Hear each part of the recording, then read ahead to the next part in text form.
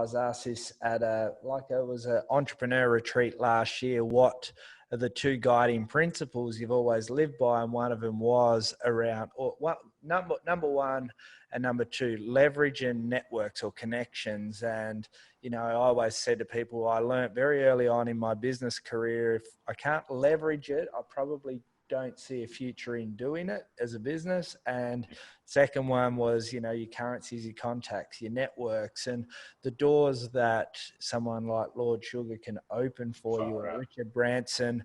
You're getting through so many different doors because of that. And a good friend of mine recently said, and I think it might have even come from a Grant Cardone thing, it's not what you know, it's not who you know. That's what we always say, but it's who knows you.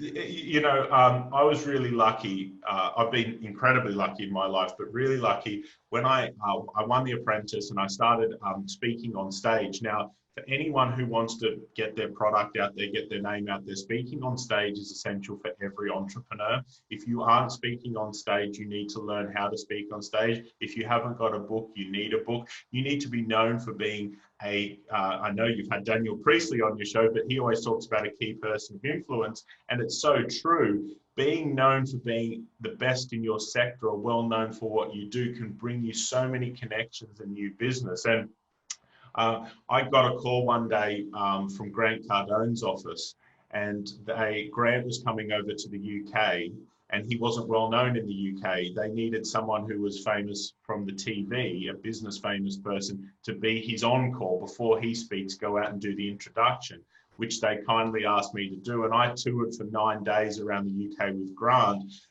talking about, I was his warm-up gig. We spoke to, 50,000 people in 9 days about business. It was amazing. But, his opening mantra for all of his stuff was, Starbucks doesn't have the best coffee. McDonald's doesn't have the best burger. They're the most well-known. And a lot of his stuff is, you are one connection away and you're one marketing product away from a totally different life. And it is so true. And I think a lot of people get so focused on money in investment in their business, they lose sight of the people and who they are in their business. And it all comes back to making sure you're well known for what you do, you offer value, you're giving back to your industry, and also that you're connected to the right people.